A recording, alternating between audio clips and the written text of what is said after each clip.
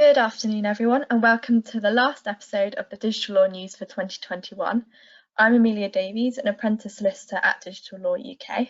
I'm joined by my colleague, Peter Wright, and if you're a regular listener, you'll notice that we won't be doing our regular weekly update today. Instead, this week's episode, we're going to be looking at the top news stories from this year. So I'll pass over to Peter to introduce himself, and then we'll get started. Thanks, Amelia. Yeah, so this is our review of the year, our five biggest stories that we think we've covered during the course of the year. There's been lots of stories of hacks, lots of stories around data protection problems and enforcement. We've looked at some of the sort of tech and competition issues as well that have come up in the US and Europe and further afield. And we just wanted to draw all that together and think, well, what have been overall the five biggest stories of 2021? So we've got our five to look at. You may not agree with these. If you've got alternatives that you think we should have looked at, drop us a line, let us know. Or if you do agree with the five that we've said, again, please do let us know. As well as doing this, we've been looking at the analytics on things like Spotify and Apple, and we know we've got a good couple of hundred of you out there that are listening occasionally. So do feel free to drop us a line. Let us know what you're thinking. Let us know if you agree or disagree. Or, of course, always leave us some comments, hopefully positive, on Apple in particular, because that helps us to get a bit higher in the mumbo jumbo charts there as well. So please do feel free to drop us some content or some feedback. Thanks, Peter. So this year, there's generally kind of been a trend with some of the cybersecurity attacks that have threatened the UK and then the wider world. So these attacks have ranged from attacking supermarkets and supply chains, as well as fuel shortages and the US pipeline, not to mention the other attacks on businesses who have had to obviously adapt because of the ongoing pandemic. So our first stop today is on Facebook. And I mean, I can't even count on one hand how many times we've noticed Facebook coming up in our weekly news update this year. I think it's almost been at least once a month, I think, don't you, Peter? At least once a month on Facebook. It's the gift that keeps on giving. Facebook, or as we now must call it, the Meta, the Meta group, as it were. Remembering, of course, that Facebook includes WhatsApp and Instagram, and is therefore a key, or as the European Union calls it, it calls Facebook a gatekeeper. The idea is that individuals and businesses all use Facebook's platforms in order to be able to gain access to consumers and viewers online as a whole. And it's not been a great year for Facebook. Indeed, actually, I think it's difficult to actually go back to when they last did have a good year, really.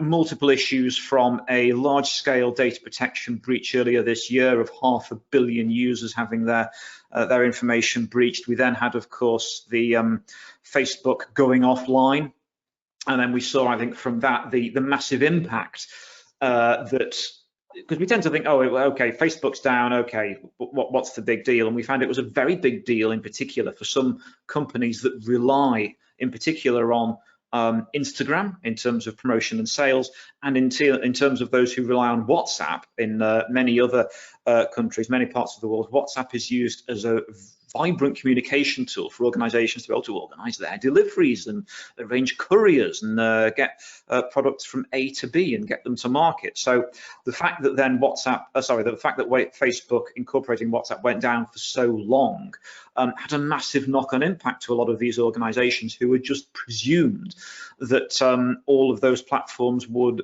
always be available 24 hours a day, 7 days a week, because that's always been one of the founding principles that Mark Zuckerberg had when he first started up Facebook from his dorm at Harvard so many years ago.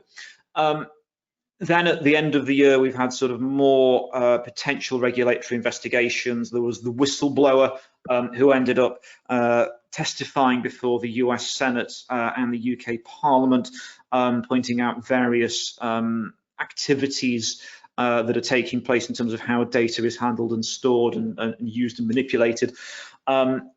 And that sort of has served to cap off a very difficult year. You've had investigations launched by the UK Competition and Markets Authority, as well as the European Commission, looking at how Facebook is operating, and the US Federal Trade Commission as well. So more investigations in the offing. And I think we can also look forward in terms of thinking, well, it's been a difficult year and it's not going to get any better anytime soon. In Europe, we've had the passing of the EU Data Governance Act, which is going to be the framework for more regulation around the use of data coming in 2022. And a big part of that will be the EU Digital Markets Act, which is likely to be introduced during France's forthcoming presidency of the European Council, which runs from the 1st of January through to the end of June. During that 6 months, it is a priority of the French presidency to get the European Digital Markets Act into law. So that's going to be entering trilogue in the early part of the year, and then could become law very swiftly after that. And I think indeed it's probably something that the French president will want to point to in his re-election campaign for the election in April, to be able to point to the Digital Markets Act as evidence of European regulation across Europe, meaning that countries like member states like France are able to point to that European regulation as a powerful way of being able to keep the tech giants, the gatekeepers as they're referred to, as being keeping them in check through a network of quite large fines in the event of abuses of the market that may have been perceived to have occurred. So it's not going to get easier for Facebook. Indeed, they're looking at proactive regulation of their activities in Europe, and then the outcome of these other investigations in the UK and in the US. So difficult 2021 for Facebook, and potentially a difficult 2022, starting off from the very beginning of the year there. Thank you, Peter. And kind of moving on slightly away from Facebook, but moving on to kind of Meta, we are now going to be looking at arguably one of the biggest stories of the year, like we've said, is the WhatsApp fine. So, I mean, I think over the last few weeks, we have mentioned this in every weekly update that we've been doing, and indeed to multiple clients that we have. So this is the biggest fine in the history, 250 million euro fine. So I'll hand over to Peter to kind of take us through this a bit more. Thanks, Amelia. And I think it's important on this to focus on, well, what does this mean? And there's several aspects to it in terms of what the implications are. The first is that European enforcement of GDPR has been patchy at best. And then the European Data Protection Board has pushed the Irish Data Protection Commissioner to take this regulatory action, and to take significant regulatory action in terms of enforcement against WhatsApp. Part of Meta, domiciled in Ireland, of course, is where all the infrastructure is and where all the decision making takes place. So that's why their regulator is the Irish Data Protection Commissioner. This fine is currently being appealed, and it more than likely will be resolved one way or the other in 2022. WhatsApp is refuting the way that the fine has been applied.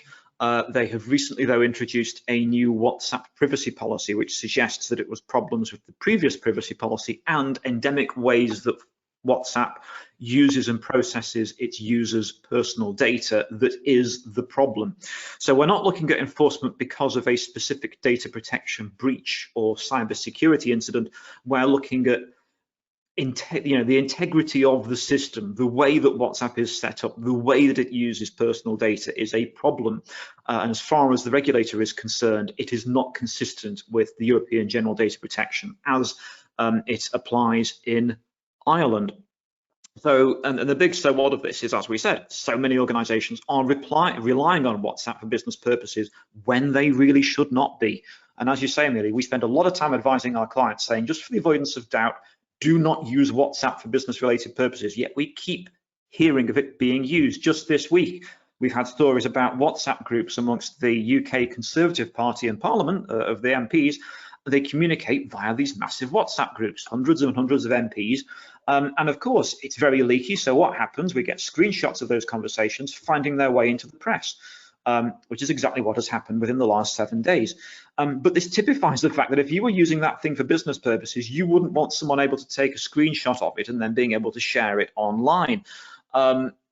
but it simply is not designed for business purposes, certainly not for the running of a government. And if the leaking of WhatsApp messages by Dominic Cummings, from the way that from Inside Number 10, showing how the government was responding to the pandemic in the UK during 2020 and 2021 is anything to go by, it just shows again the fact that this is not a suitable forum for business-related activity. There are plenty of other secure platforms out there that can be used for confidential messaging between teams if you're working from home and you want to have a way of being able to communicate effectively, or if you're wanting to have forms of instant messaging with your clients. There are plenty of secure alternatives out there that are not WhatsApp. And that's the key thing here. The key takeaway is WhatsApp shouldn't be used for business-related purposes. By all means, get in touch on WhatsApp to contact people and work out what things that you might be talking about in a social context. That's fine.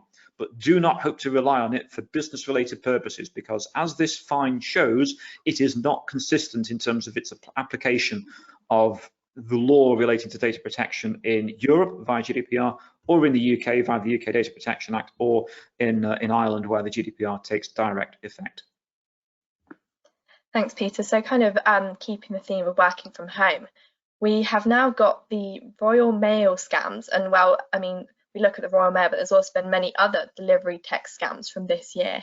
So these have by large increased since we've been working from home. And so looking at kind of some statistics here, APP, which stands for Authorized Push Payment, is a type of fraud, and it has increased 71% just during the first half of 2021.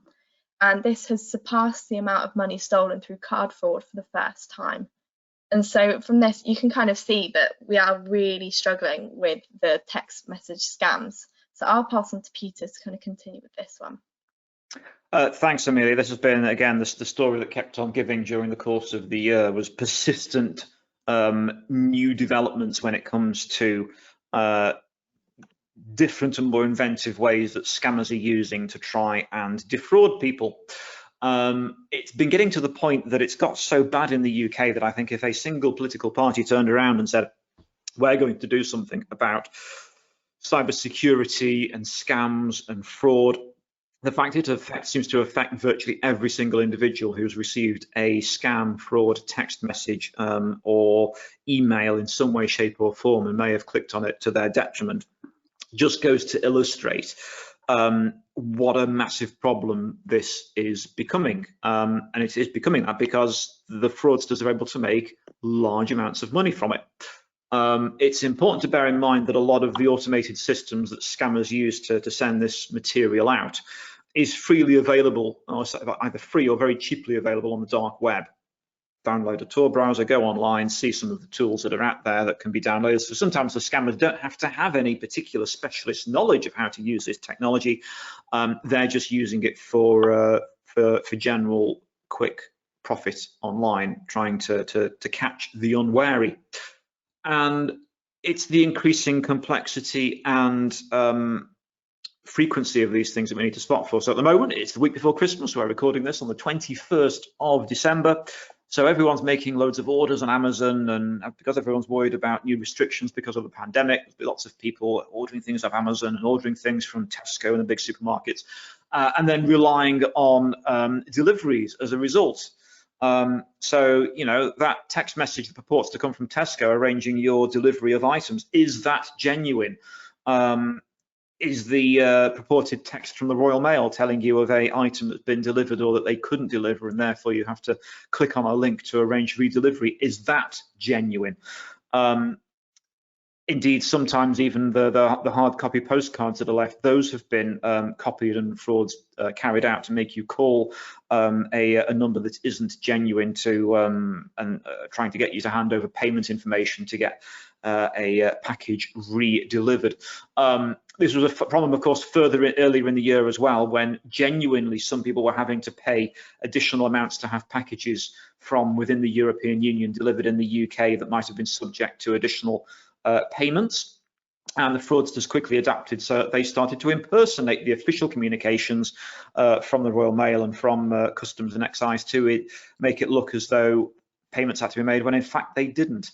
And it's very difficult to guard against this stuff. You just have to ask yourself, am I expecting a communication from this organisation? Am I expecting a delivery? and even then, they can sometimes be able to impersonate the channel. And Amelia, you actually had personal experience of this earlier in the year, I think, when your mobile phone provider, whom you'd received original sort of text and service updates from a certain number, you ended up then finding that fraudsters were using the same number and the same contact information to contact you. Yeah, precisely, Peter. So I had recently ordered a new phone from a different provider, and they sent me a text message saying that there had been an issue with my bill. And I was like, okay, well, we're in the first couple of months. Sometimes, as you know, when you set up a new direct debit, there are a few issues. Sometimes there can be teething problems. So actually, I looked at the message and I was like, okay, yeah, this is probably all right. This seems like it should be legitimate because, as you know, we both work for a cybersecurity firm. We are kind of trained to spot this sort of thing. However, I did end up falling victim to kind of a fraud, and it was quite eye-opening really, because this came from my network provider, and like Peter mentioned, it came up when the text came through. It came up as my contact for my network provider, which made it seem even more legitimate. So I think people really do need to be very wary when it comes to receiving SMS messages, because actually even the most innocent messages could be a scam. Indeed, thanks, Amelia. And I think this highlights the fact that there you had text messages, in a stream that had come through that were genuine ones you'd had from your provider previously, and then these just fed into that. So what were genuine messages were then followed by the fraudulent ones, but you had no real way of knowing which was which. And it's this kind of sort of the insidious nature of the fraudsters that they're able to do this that means that we just really do have to be on our guard, and we deliver a lot of training for our clients on this sort of stuff just so they can hopefully spot what may be a fraud and what may be genuine. But I think the incident you encountered there just showed how very, very difficult it is to weed out what is the genuine communication and what is fraudulent. And indeed, I think it almost means now we have to take a view of treat any communication as fraudulent until proved otherwise. In that way, so presume that while if it's urgent, maybe they'll contact you in other ways too, if it is genuine, or if you think it's from your bank or whoever, then contact the bank back through a genuine, trusted way of communicating, rather than clicking on any links or communications that you may have received. But it gets more and more difficult to spot what is a fraudulent transaction, a fraudulent communication amongst all of the genuine ones, which I think, as I say, means we have to move the presumption to regard everything as suspicious until proved otherwise. Precisely, and I think as well, I've noticed a few other kind of larger companies have been trying to confirm certain things of your information that when they're sending you.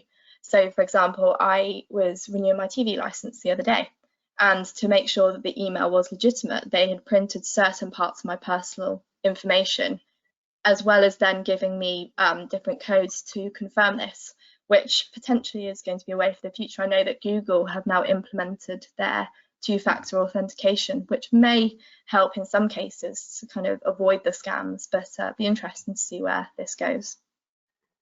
Indeed, everything from banks to even social media, Twitter and Facebook are now offering multi-factor ID, and certainly I think it's becoming the norm now that with any payment transactions of a large scale, you'll be wanting to sort of make sure that's being verified and checked several times. I actually, before booking a short trip away over Christmas and New Year, the hoops I had to jump through just to be able to get a payment made just showed how the banks are trying to respond and trying to make it very difficult now for a payment to go through.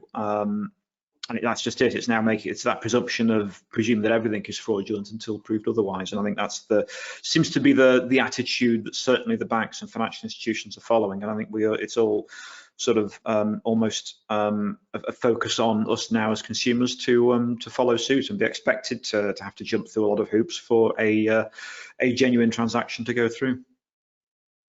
Exactly, and I think that was almost what saved me really when I was going through my phone provider. I got a message on my phone through my banking app which notified me of some pending transactions which I definitely had not made. And it's the small things like that that banks are implementing now which actually are extremely helpful, although the notifications might annoy you. I mean, they certainly did for me. It actually raised the concern early enough that I was able to retrieve all of the money that was taken. Yeah. Okay, so moving on to the next story. So this is the US fuel pipeline Colonial. So the hackers for this one, this happened earlier in the year, they had caused actually a lot of damage that they had not intended. They their attack had led to part of the pipeline going offline, and so this caused a lot of distress to the US, and actually parts of other places in the world also felt this. I'll pass on to Peter to continue with this one. Thanks, Amelia. I mean, this was a major story back in May of this year when the Colonial Pipeline went down. It turned out they'd been hit by a ransomware attack from hackers calling themselves Dark Side. It's never light side or force for good or anything. It's always dark something or another. But yeah, so the dark side got in touch, and they actually issued a press release at the time saying, we did not intend to take the whole pipeline down. We only intended to extort money for our own ends, and we weren't intending to then sort of trigger the dominoes that then flowed, whereby diesel pumps, diesel pumps ran dry, jet fuel ran out, loads of fuel supplies on the US East Coast either ran low or ran out as a result of this pipeline going down. And I think the so what here, the why is this important, is because it shows a few individual things.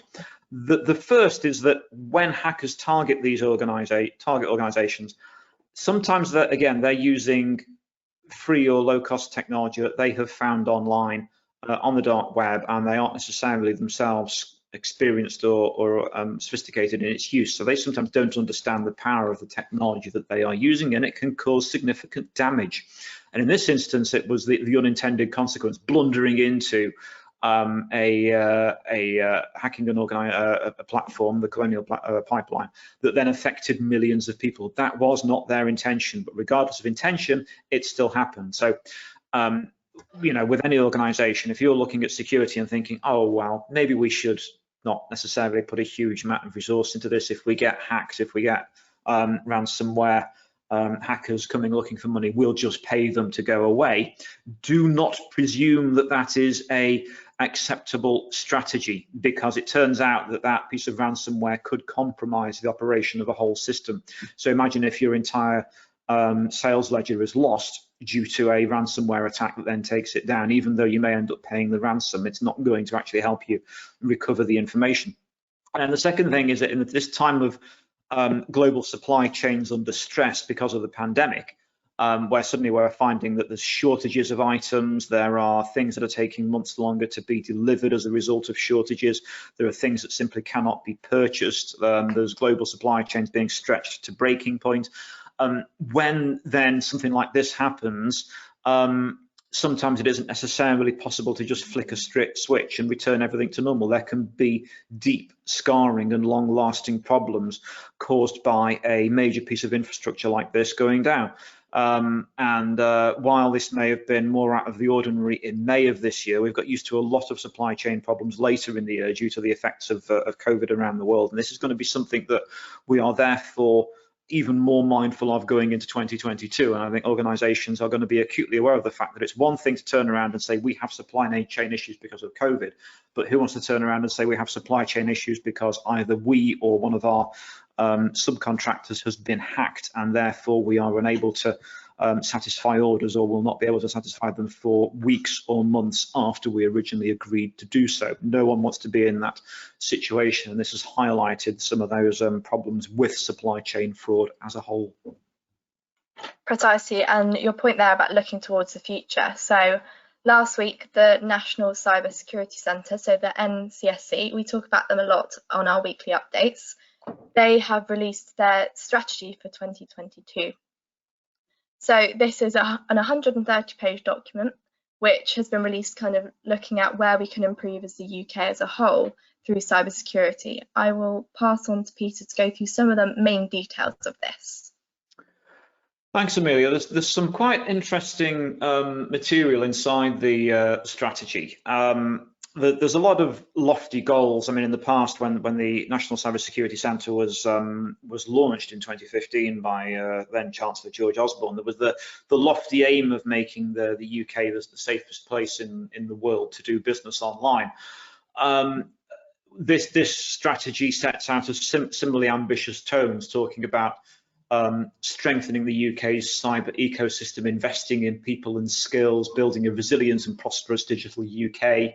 And there's a lot of aspiration here to help deliver training and resource to those that need it, to put greater security measures in place. There's talk about the UK's cyber force, the UK's national cyber force, which represents the UK's offensive cyber capability, which is seen as increasingly a crucial aspect of the UK being able to defend itself, is to show that it is able to attack as well as defend if need be, so therefore it shouldn't be trifled with, as well as in increasing the National Cybersecurity Centre and GCHQ's research capabilities around different types of attacks and defence.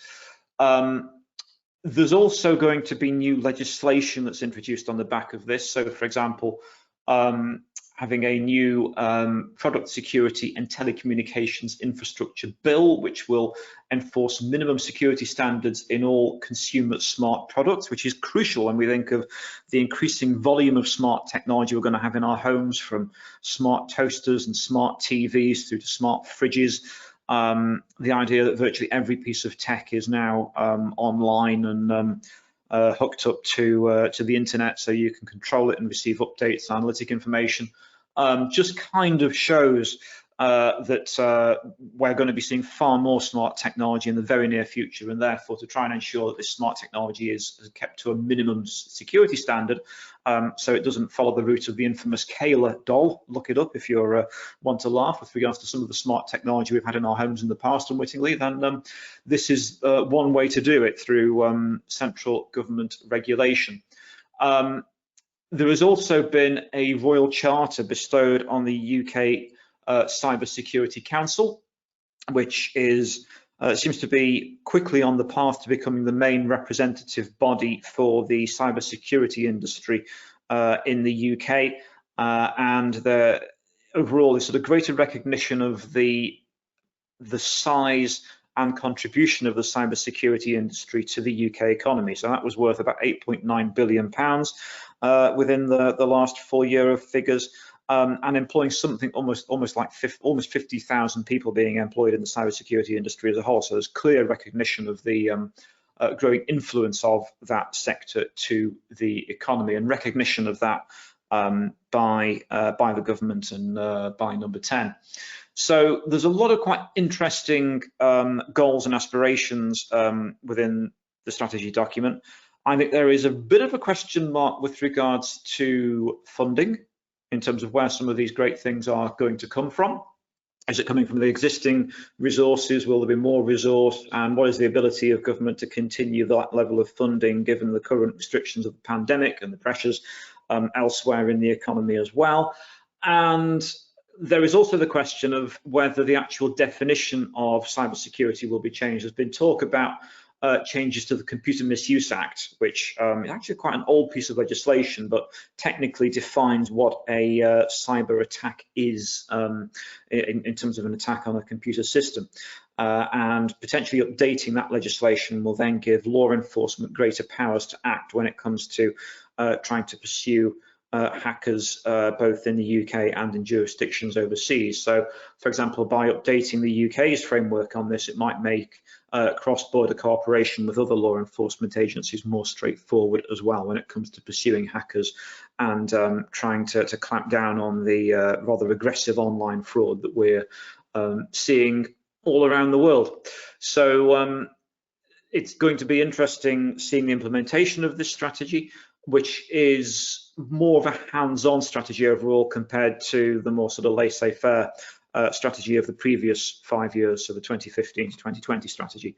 So now it will be a matter of what is the will of government? Is there going to be resource put into this? What are we going to see in terms of the practical impacts for businesses, organisations, infrastructure in the UK, in terms of turning the fine words in here into concrete action? Thank you, Pete. Thank you, Peter. It'll be interesting to see how this kind of develops throughout 2022. So that was our last episode of 2021. A big thank you to Anson Evaluate for helping to produce this webinar. And we'll be back next year in 2022. So just a reminder that these episodes are available on our website, our YouTube channel, podcast channels such as Spotify and Apple Music.